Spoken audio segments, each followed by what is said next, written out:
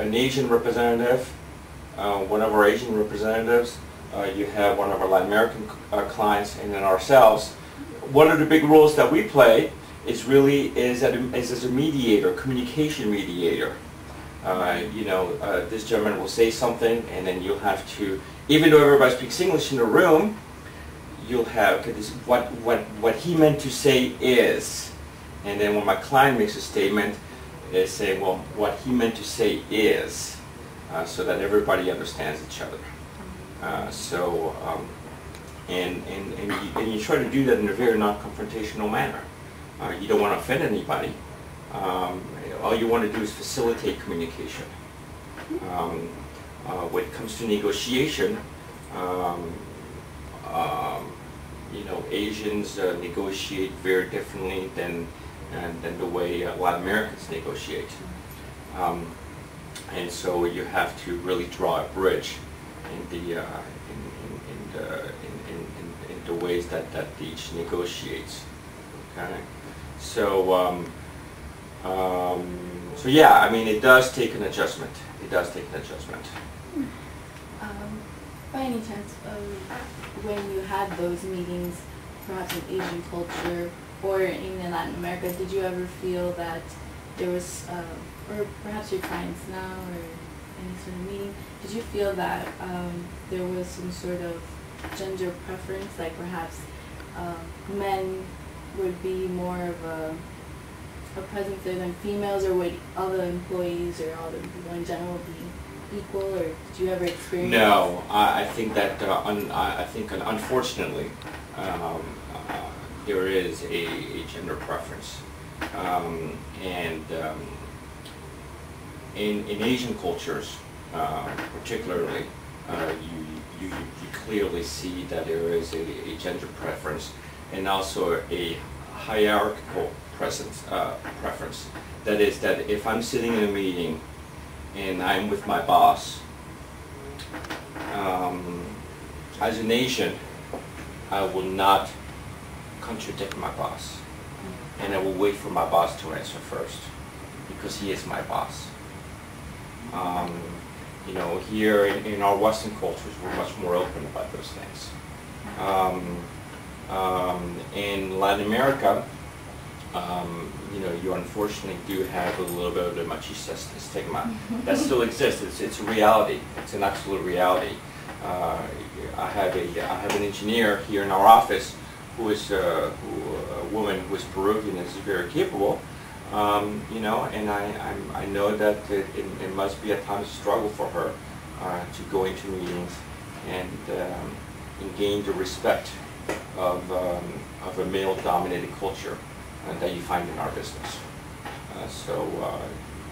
Clearly, we do not have as women counterparts either with our clients or with our suppliers. And can you give us some examples of perhaps some sort of situation you may have encountered in one of your business travels, some sort of conflict that perhaps included gender preference or miscommunication? Well, I can speak to in terms of gender preference. I'm trying to see if there's anything specific that strikes me that has occurred to me.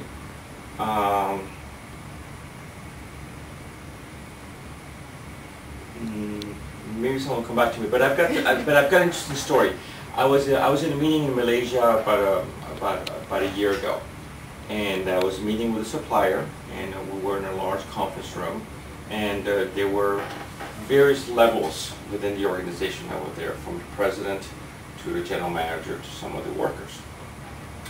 And I was not very happy with some of the things that had occurred, and I was apprehending the general manager. After the meeting, the president pulled me apart and told me, listen, we understand and we appreciate what you're saying, though here in our culture, remember, you should be careful not to apprehend a boss in front of his, front of his employees. that is a sign of disrespect. And so I learned, and now I know that if I'm going to have apprehend someone, I will do that in person, in private, so that there's no hard feelings felt throughout the organization. And did you perhaps in Latin America experience the same thing as well, or was it more easier to speak to them? I mean, not as much, I've got to say. I haven't encountered too many latent situations of gender preference. Though again, you have a lot of little situations, nuanced situations where someone will not say something and will in fear of reprisal by his or her superior.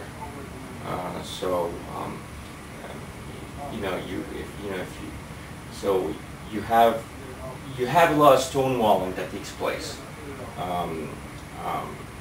Here in the U.S., I feel that the organization is much flatter.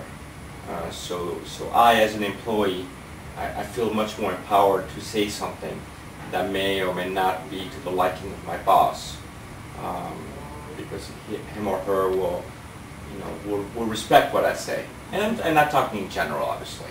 I think that in Latin America, what I see is much more fear of reprisal, which I don't think, at least I've seen in my career here in the U.S. Okay. And for an aspiring international manager, perhaps someone who wants to go into international business, do you have any advice for them so they could, manage their business or their company with more in their relationships with the other countries? Oh yeah, I mean, there's a couple things. I mean, one thing is